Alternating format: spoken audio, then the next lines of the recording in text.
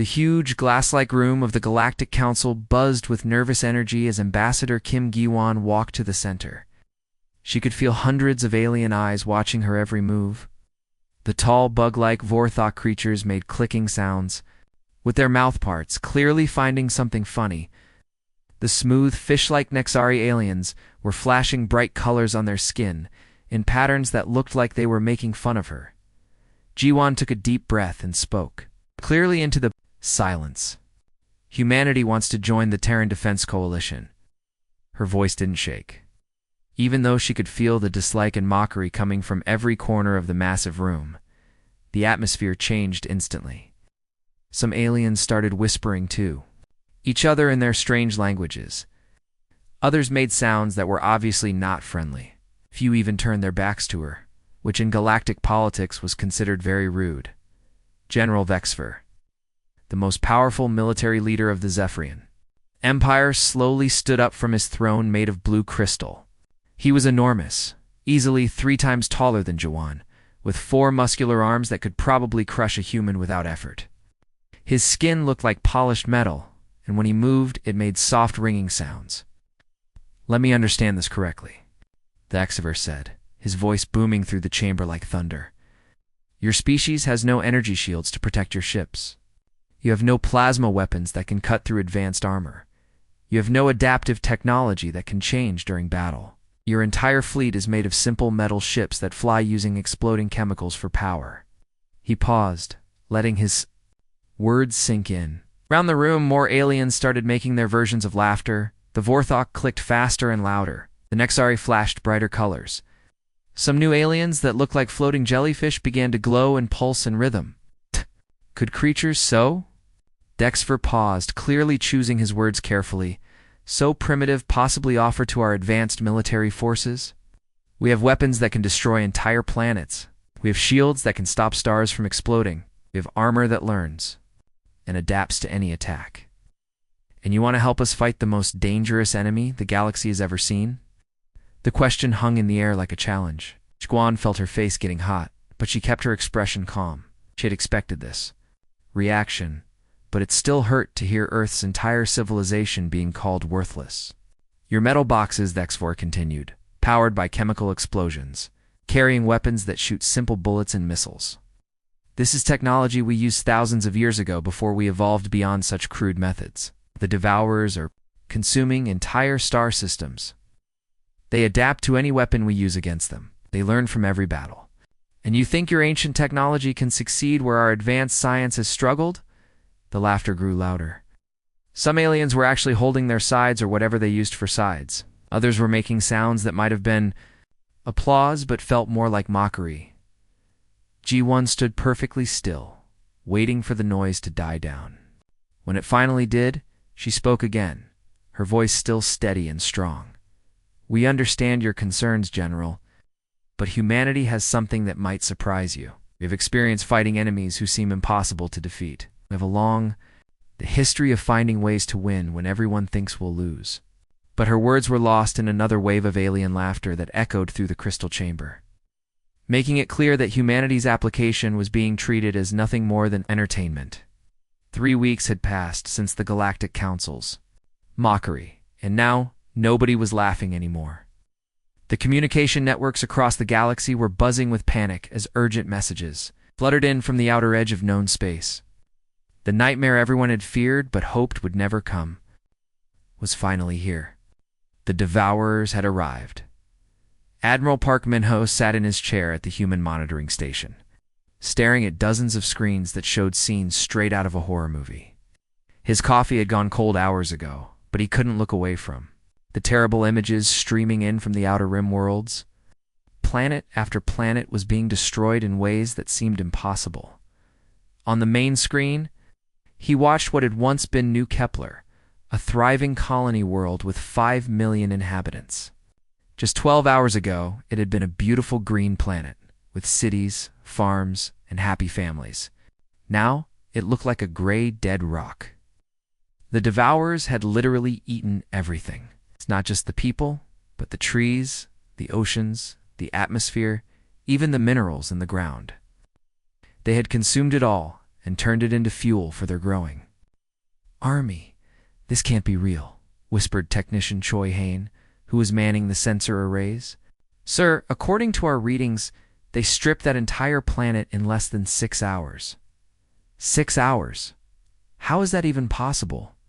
Park watched as the Devourer ships moved away from the dead world. They weren't like any spacecraft he had ever seen. They looked alive, like giant insects or sea creatures, but made of metal and machinery at the same time. As they fed on each planet, they grew bigger and split into more ships.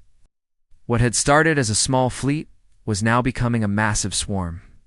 "Sir," Lieutenant Lee Soman called out from her position at the communications desk, her voice tight with worry. "I'm picking up Coalition fleet movements. They're calling up everything they have. Every ship, every weapon, every soldier. It looks like they're planning something huge." Park turned to look at the tactical display that showed the Coalition's response. It was impressive, he had to admit. Thousands of ships were moving into formation, each one bristling with weapons that could destroy entire cities. Their energy shields could stop asteroids from hitting them. Their plasma cannons could cut through the strongest armor. On paper, it looked like enough firepower to stop any enemy. "The Zephyrian fleet alone has over 2,000 ships," Salmon continued, reading from her screens. "The Nexari are bringing their entire deep space navy. Even the peaceful Corvani are sending their defense fleets. I've never seen anything like this mobilization." Park nodded, but something in his gut told him it wouldn't be enough. The Devourers weren't like any enemy the galaxy had faced before. They didn't just fight, they consumed and adapted. Every planet they ate made them stronger. Every battle they fought taught them new ways to kill. "What about our offer to help?" Park asked, though he already suspected the answer. Summon's face fell. "Rejected again, sir." The Zephyrian Admiral's message was pretty clear. He said, and I quote, "Human tactics are quaint, but irrelevant to modern warfare. We appreciate the gesture, but this requires real military technology, not primitive weapons." Park felt a familiar anger rising in his chest. Even with entire worlds being consumed, even with an enemy that defied everything they knew about warfare, the aliens still saw humans as nothing more than cavemen with metal clubs. Sir Han called out, his voice shaking. "Another world just went dark. Proxima. 7.3 billion people, gone in 4 hours." The room fell silent, except for the humming of computers and the distant sound of emergency broadcasts. Park stared at the screens, watching the Devourer's swarm grow larger and more dangerous with each passing hour. While the galaxy's most advanced, civilizations prepared to fight them with the same tactics and technologies that had failed every other species they had encountered. The Battle of Kepler Station would go down in galactic history as one of the most catastrophic defeats ever recorded. Admiral Park Min-ho and his entire staff crowded around the main display screen, watching in real time as the Coalition's mighty fleet faced the Devourers for the first time. The battle lasted exactly 4 hours and 17 minutes, and Park would remember every terrible second of it. At first, everything looked perfect for the Coalition forces. Their ships moved like a beautiful, deadly dance across the starfield. Thousands of vessels arranged themselves in precise geometric patterns that military academies had taught for centuries. Triangle formations, diamond spreads, and perfect lines of battleships all moving together like pieces of a giant, well-oiled machine. "Look at that coordination," breathed Lieutenant Lee Salmon, genuinely impressed despite her concerns. "Every ship knows exactly where to be and when to be there. It's like watching a symphony of war." The Coalition's opening attack was spectacular.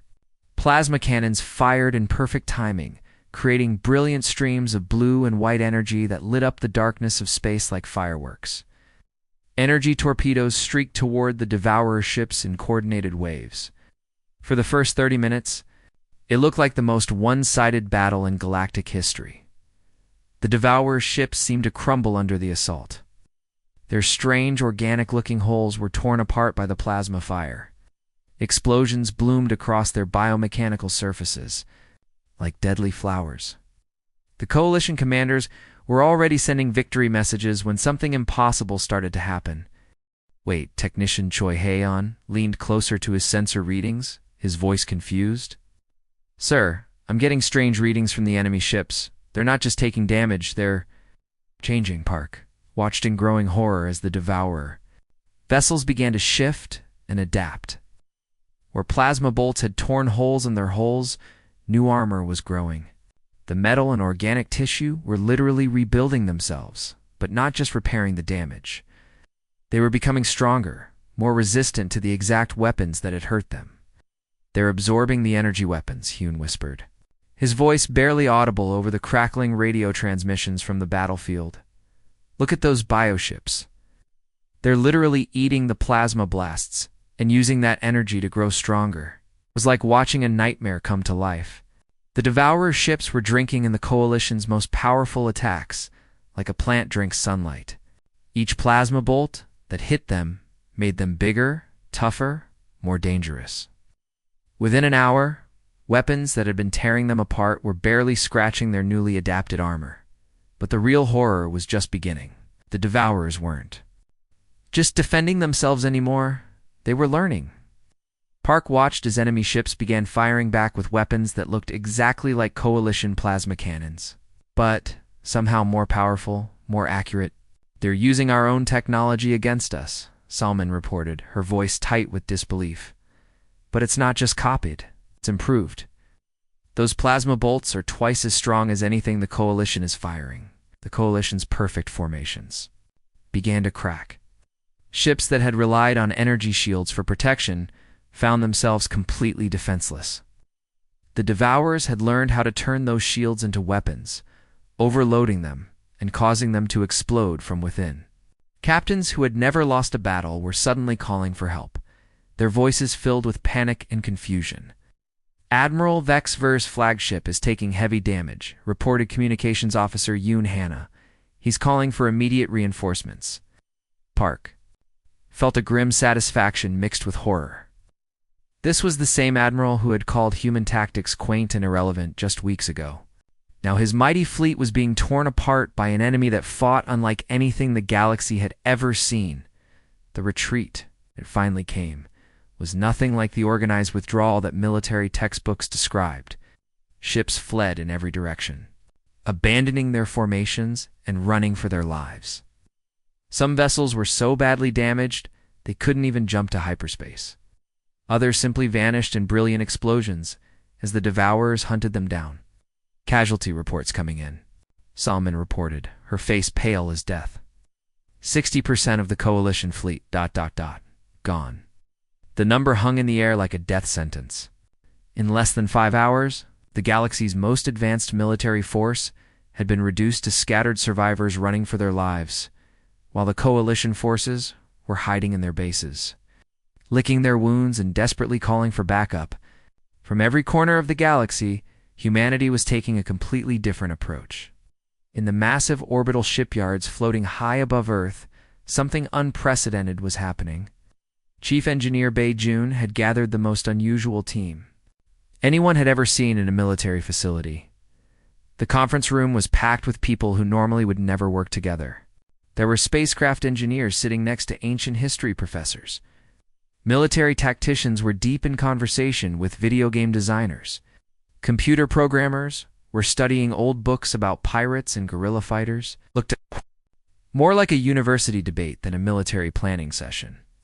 Listen carefully, everyone, June announced, standing at the front of the room with charts and diagrams covering every wall. We need to forget everything we think we know about space combat. Throw out the textbooks. Ignore the standard procedures. The enemy we're facing is unlike anything the galaxy has ever encountered. He clicked a remote, and the main screen showed footage from the Battle of Kepler Station. Everyone in the room had seen it before, but watching it again still made them uncomfortable. The Coalition's perfect formations being torn apart, their advanced weapons being turned against them, their mighty ships fleeing in panic. The Devourers adapt to patterns, June continued. They learn from repetition. They counter logical strategies by becoming more logical than their enemies. So our solution is simple. We become completely illogical. An engineer in the back raised her hand. Sir, with respect, That sounds like a recipe for disaster. Military tactics exist for good reasons. Order, discipline, predictability for our own forces. June smiled. That's exactly the kind of thinking that got the Coalition fleet destroyed. Dr. Kim, tell them about the Mongols. An elderly history professor stood up, adjusting his glasses. The Mongol horsemen conquered most of the known world using tactics that made no sense to their enemies. They attacked from impossible angles, retreated when they should have advanced, and used chaos as their greatest weapon. Their enemies couldn't predict them because they didn't follow any logical pattern. The room buzzed with conversation as engineers tried to wrap their heads around the concept. How do you build a spaceship that doesn't follow logical patterns? How do you create weapons that even your own forces can't predict? The answer came from the most unlikely source. A young programmer named Lee Min-jae, who had been quietly working on something in the corner, suddenly stood up. What if we build ships that can literally change their shape during battle? Not just rotating parts, but actual structural transformation. What if our weapon systems randomize themselves every few seconds?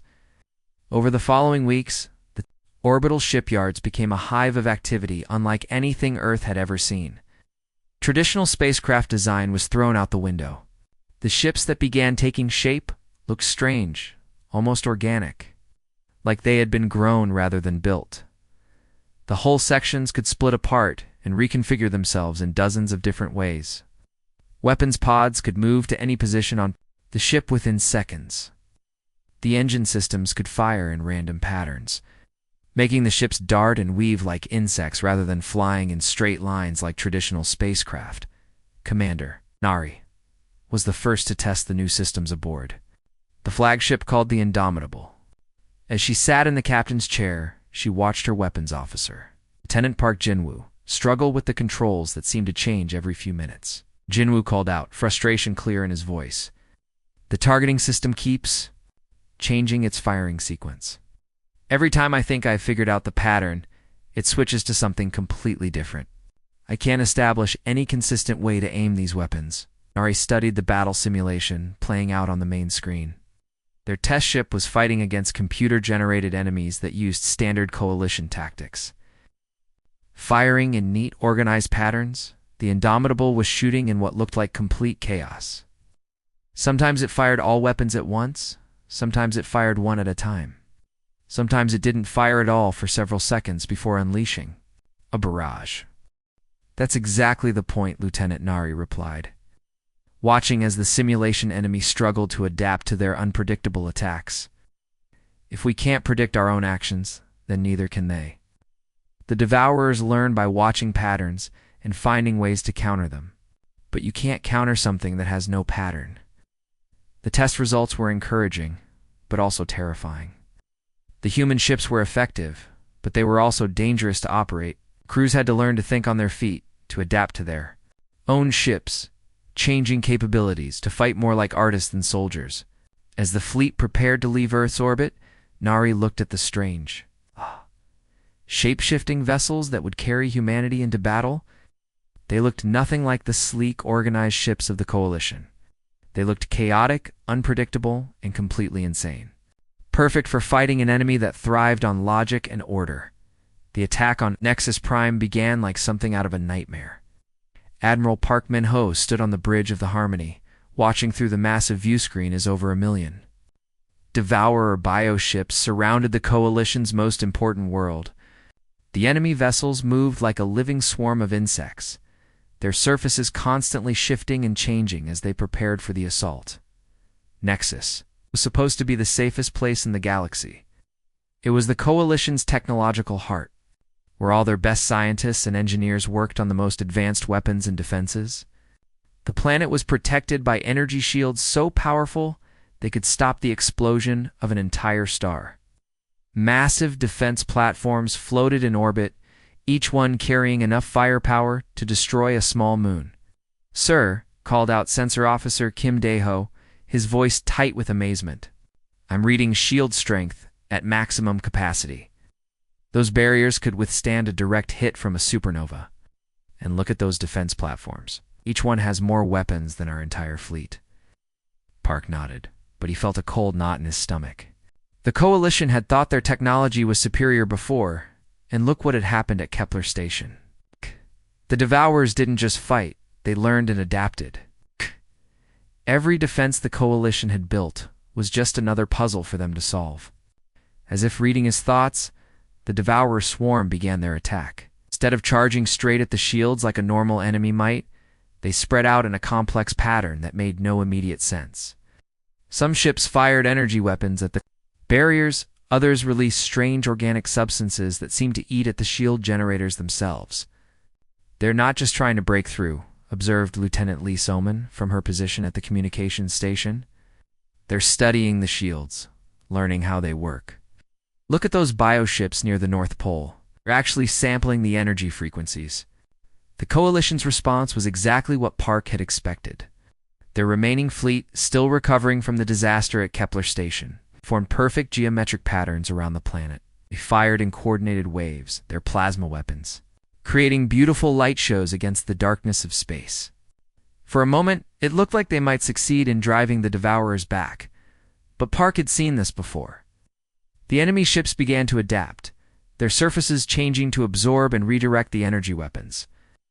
Within minutes, the Coalition's attacks were actually making the Devourers stronger. That's when the human fleet arrived, and everything changed.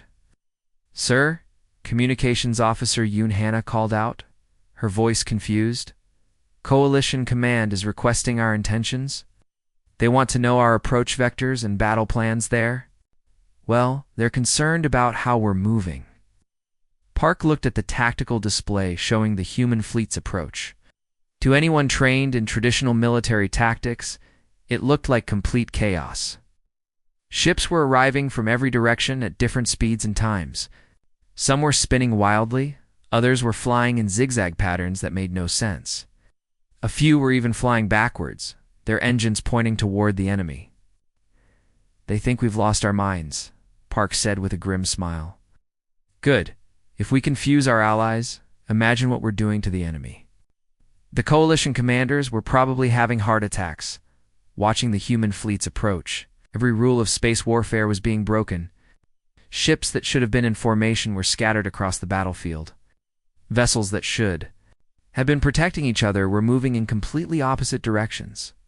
Admiral Hannah continued, "Coalition Command is demanding to know what we're doing. They're worried we're going to interfere with their defensive positions." Park turned to his tactical officer, Commander Onari, who was studying the battle displays with intense concentration. Around them, the bridge crew worked with practiced efficiency, despite the apparent chaos of their movements. "Signal the fleet," Park ordered, his voice carrying across the bridge. "Alan." "We're here to help, whether they want us to or not. Begin Operation Chaos." Nari nodded and began transmitting the coded signals that would unleash humanity's unconventional battle plan. Across the human fleet, ships began to move in patterns that defied all military logic.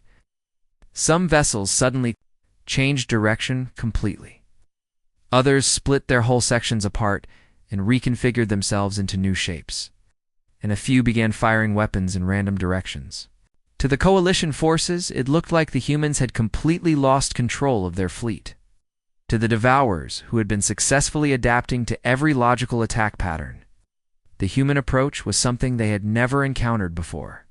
"Devourer bioships are showing signs of confusion," reported Sensor Officer Kim Daeho, excitement creeping into his voice. "Their adaptive algorithms are struggling to find patterns in our movement. They're actually hesitating." Time since the invasion began, the Devourers didn't know what to do. They had faced organized fleets, they had adapted to advanced weapons, they had learned to counter every logical strategy. But how do you counter something that has no logic at all? The siege of Nexus Prime was about to become very interesting. The human fleet's arrival at Nexus Prime was unlike anything the galaxy had ever witnessed. When the ships dropped out of hyperspace, they didn't emerge in the neat, organized formations that every military academy taught. Instead, they appeared to be in complete chaos, as if something had gone terribly wrong during their jump. Ships materialized at completely random locations across the battlefield. Some appeared right in the middle of asteroid fields, spinning wildly as they tried to avoid collisions. Others dropped out of hyperspace upside down, their engines firing in the wrong direction. A few ships seemed to arrive in pieces, their modular hull sections scattered across space before suddenly snapping back together like magnetic puzzles. General Dexfer, commanding the coalition forces from his flagship, watched the human arrival with a mixture of horror and disbelief. "What are those primitives doing?" he demanded, his forearms gesturing frantically at the tactical display. "They're going to get themselves killed before they even reach the battle." Coalition commanders across the fleet shared his concern. These were the same humans who had been rejected from the Defense Coalition for having primitive technology.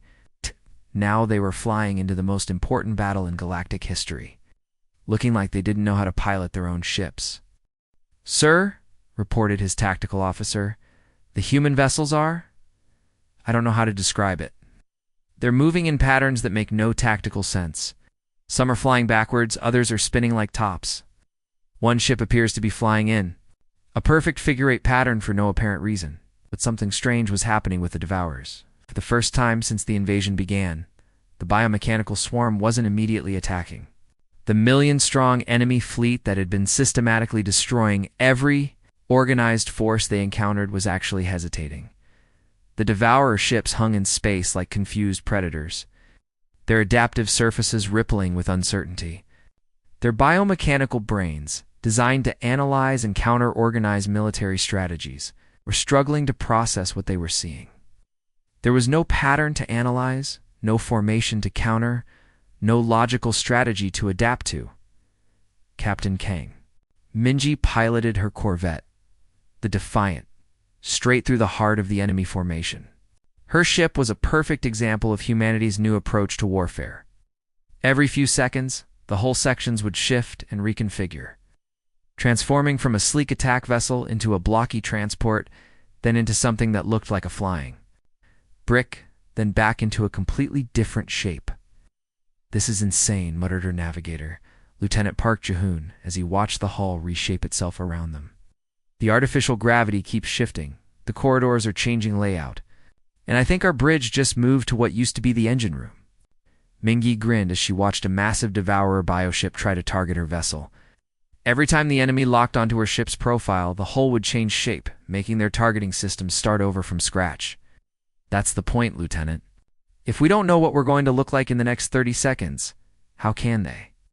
Behind her, the crew worked with practiced efficiency, despite the chaos around them.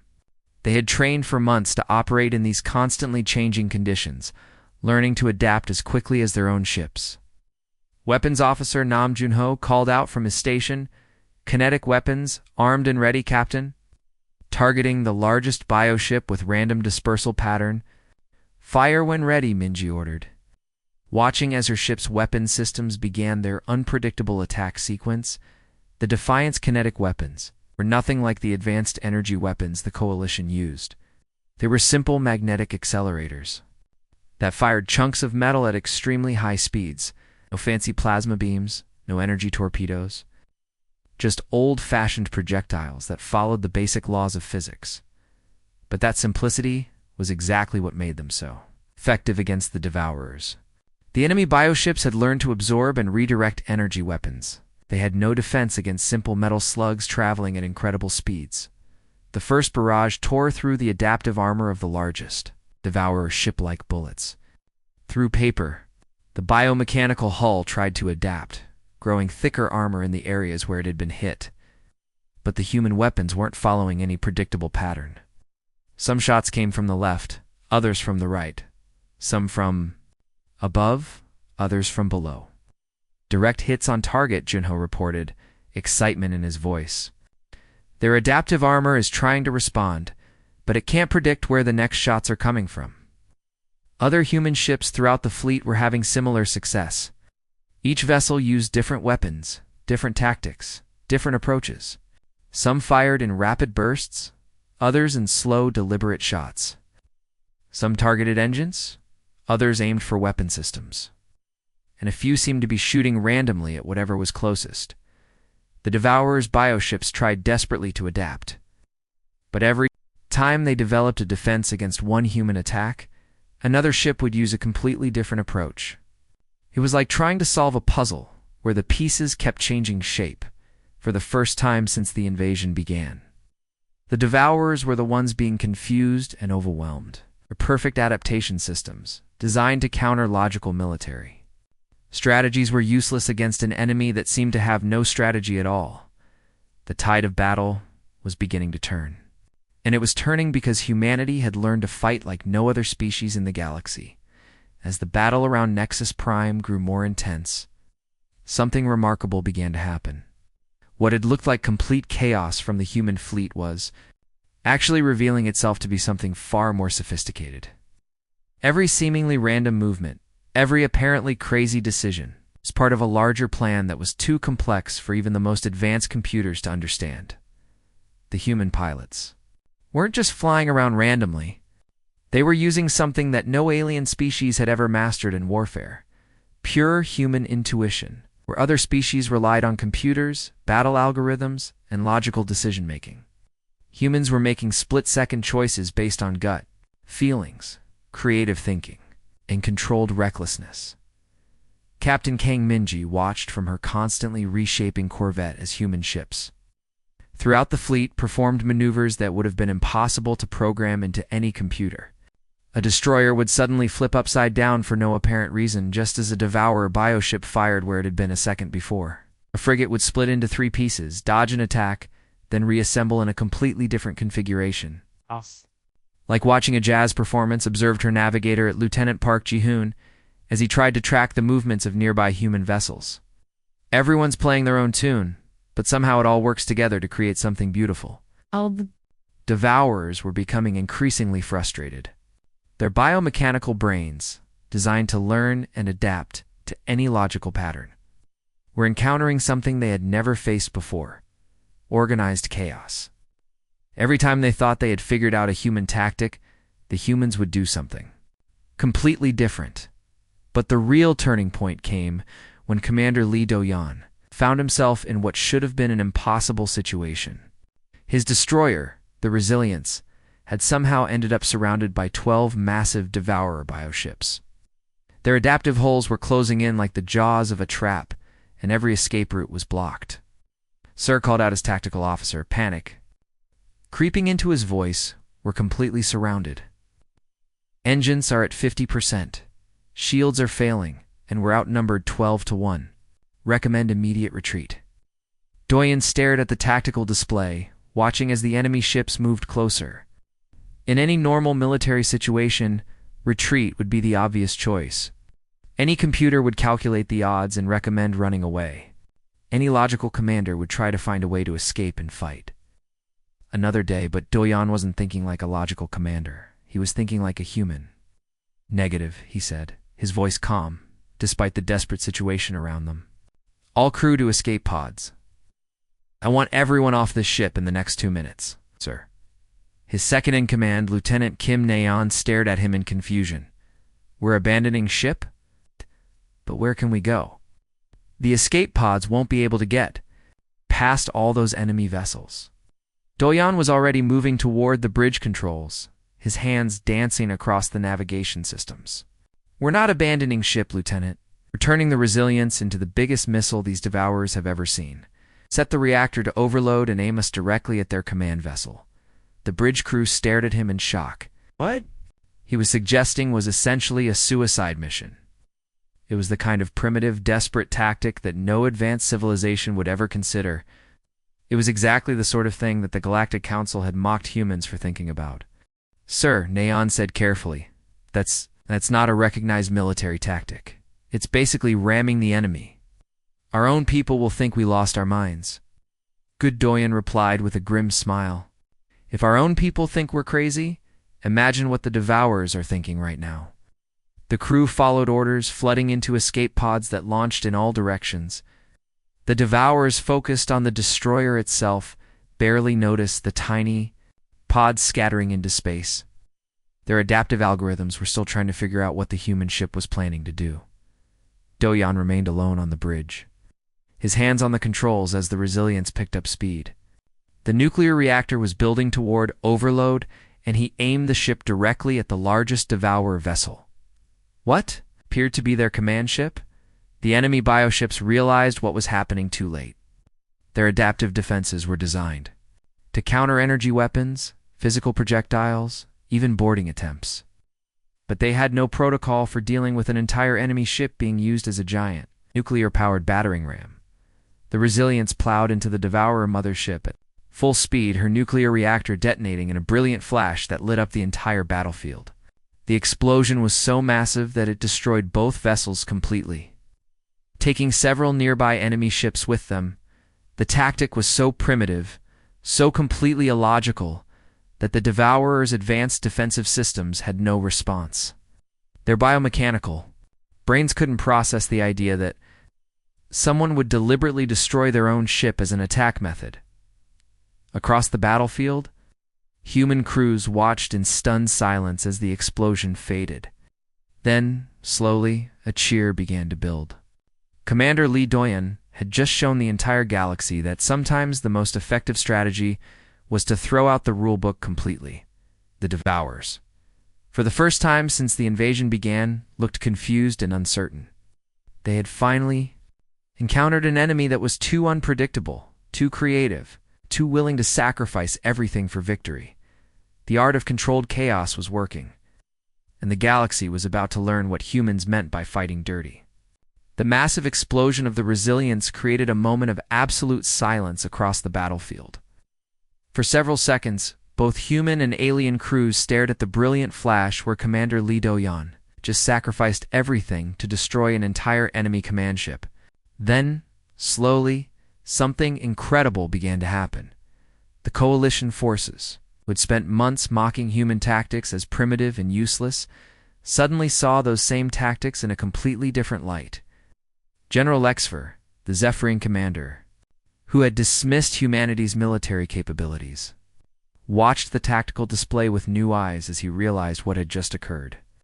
That human commander just destroyed a mothership using nothing but courage and a reactor overload, Ace said quietly to his staff.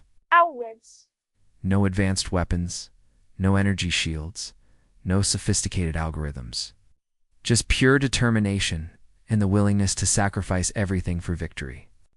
Across the coalition fleet, alien commanders were having similar realizations. The humans weren't fighting badly, they were fighting differently. And that difference was exactly what the Devourers couldn't handle. The first to change were the Zephyrian warriors. These proud, disciplined soldiers had spent centuries perfecting their formation fighting, moving in perfect geometric patterns that maximized their firepower and minimized their losses. But watching the human sacrifice, they suddenly understood that perfect formations meant predictable patterns, and predictable patterns meant death against the Devourers. All wings, General Dexfer broadcast across his fleet. Yes, his voice carrying new conviction, abandon standard attack formations. Fight with honor, fight with courage. Fight like your lives depend on breaking every rule we've ever learned. The change was immediate and dramatic. Zephyrian ships that had been moving in careful, organized lines suddenly broke formation and began fighting with reckless bravery. Instead of maintaining safe distances, they flew directly at enemy bioships, firing at point-blank range before spinning away in wild, unpredictable maneuvers. The Nexari were next to adapt. Their advanced computer systems, designed to calculate the most efficient battle strategies, were suddenly being reprogrammed by their own crews. Instead of seeking optimal solutions, the computers were being told to introduce random variables, to make illogical choices, to embrace the chaos that humans had mastered. Introducing random targeting sequences, reported Nexari Fleet Commander Zethkal to his crews. Let the computers choose targets by chance rather than strategic value. If we can't predict our own actions, neither can the enemy. Admiral Park. Minho watched this transformation from the bridge of the Harmony, coordinating the combined fleet as alien and human tactics began to merge into something the galaxy had never seen before. Ships that had once moved in perfect formation were now darting and weaving like schools of fish avoiding predators. Sir called out analyst Shin Ara, excitement clear in her voice as she studied the enemy fleet. The Devourer bioships are showing signs of serious system confusion. Their adaptive algorithms are overloading, trying to process all the different fighting styles. Park studied the tactical display. watching as the enemy fleet began to show signs of the same hesitation they had displayed when the humans first arrived. The Devourers, who had been masters of adaptation, were suddenly facing an enemy that changed faster than they could adapt. They're actually retreating from sectors where our chaos tactics are most effective, Ara continued, her voice filled with amazement. Look at grid section 7. The enemy ships are pulling back rather than engage our mixed human-Cepharian attack groups. The tide of battle was shifting in ways that no military academy had ever taught. Coalition forces were learning to fight like humans, with passion instead of cold logic, with improvisation instead of rigid planning, with the kind of beautiful madness that no computer algorithm could predict or counter. A Nexari cruiser suddenly performed a maneuver that would have been impossible under normal circumstances, splitting its hull into 3 sections and attacking a bioship from 3 different angles simultaneously. The Devourer vessel, trying to adapt to the attack, couldn't decide which section to focus on and ended up defending poorly against all 3. Zephyrian fighters were engaging in dogfights that looked more like aerial dances than military combat, their pilots using instinct and emotion rather than tactical calculations. The enemy bioships, designed to counter logical attack patterns, were completely unprepared for opponents who fought with their hearts rather than their heads. The enemy is beginning a general retreat, reported Communications Officer Yoon Hana, her voice filled with disbelief. Multiple Devourer formations are pulling back from Nexus Prime's orbit. For the first time since the invasion began, the Devourers were losing. They had encountered something they couldn't adapt to, couldn't predict, couldn't counter: the combined creativity and chaos of multiple species fighting together with human-inspired tactics. The galaxy was learning that sometimes the best strategy was to have no strategy at all, and the Devourers were learning that their perfect adaptation systems were useless against enemies who thrived on imperfection. The vast emptiness of space beyond the galactic rim had become a graveyard of broken dreams and shattered biomechanical nightmares. The Devourers, the galaxy's most feared predators, were retreating into the cosmic void like wounded animals seeking shelter in the darkness. Their massive hive ships, once symbols of unstoppable conquest, now limped away from the galaxy they had tried to consume for the first time in their existence. The Devourers had encountered something they couldn't understand, predict, or adapt to. Humanity had broken their fundamental programming through sheer unpredictability and refusal to follow any logical pattern of warfare. The biomechanical swarm that had devoured countless civilizations had finally met an enemy that fought without rules, without patterns, and without fear. The retreat wasn't just a military withdrawal. It was an admission of defeat by a species that had never known failure. The Devourers' collective consciousness had reached a conclusion that would have been impossible. Just months earlier, some enemies were too dangerous to fight, not because of their strength, but because of their complete inability to be understood. Meanwhile, in the gleaming chambers of the Galactic Council, a very different scene was unfolding. The vast amphitheater that had once echoed with dismissive laughter and condescending remarks about humanity was now filled with a tension that spoke of respect, fear, and genuine admiration. Ambassador Kim Gi-won stood at the center of the chamber, surrounded by delegates from hundreds of species who had witnessed something unprecedented. The same beings who had mocked humanity's primitive weapons and chaotic military structure now looked at her with expressions that ranged from awe to barely concealed nervousness. The transformation was remarkable. General Vexver, the four-armed military commander who had openly laughed at human tactical doctrine, now stood before Ji-won with his arms spread wide in the traditional gesture of respect that his species reserved for only the most honored warriors. The Terran Defense Coalition formally apologizes for our earlier dismissal of human capabilities, he announced, his voice carrying none of the arrogance that had characterized their previous interactions. We offer humanity full membership in the Galactic Council and request that your military advisors help train our forces in your unique tactical approaches. The word unique carried weight that everyone in the chamber understood. What the aliens had initially dismissed as chaos and stupidity had proven to be humanity's greatest strength. The inability to follow predictable patterns, the tendency to improvise solutions on the fly. The refusal to be bound by conventional military wisdom. These weren't flaws in human thinking. They were weapons. Ambassador Jawan smiled, remembering the desperate battles that had brought them to this moment.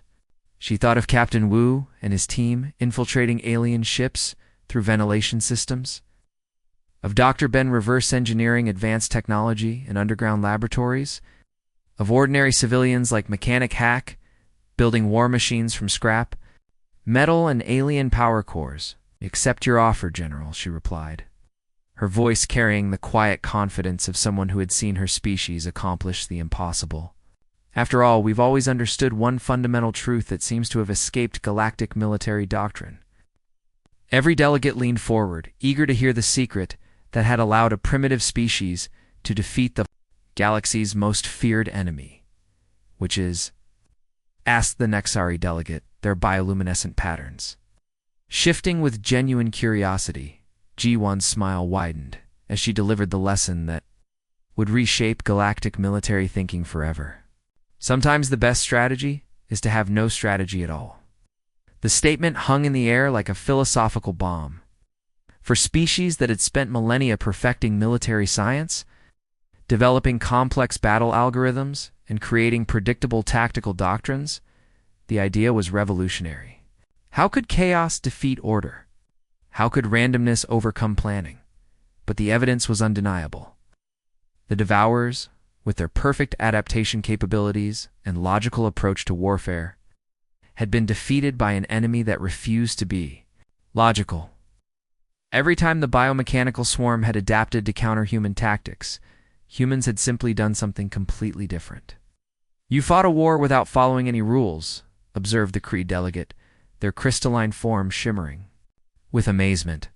"You made it impossible for the Devourers to predict your actions." "We didn't just break the rules," Guan corrected. "We proved that the rules were wrong." Military doctrine assumes that warfare is about applying superior force in predictable patterns. But what happens when your enemy can adapt to any pattern? You abandon patterns entirely. The implications were staggering. For the first time in galactic history, a species had won a war not through superior technology or overwhelming numbers, but through the simple refusal to be understood. Humanity had weaponized their own unpredictability as the session continued. Requests poured in from across the galaxy. Military academies wanted human instructors. Research institutions sought to study human tactical thinking. Even peaceful species requested human advisors to help them develop defensive strategies that couldn't be predicted or countered. The age of human isolation was truly over. But more importantly, the age of predictable warfare had ended as well. The galaxy was about to learn that sometimes the most dangerous enemy is the one who refuses to fight the way you expect them to.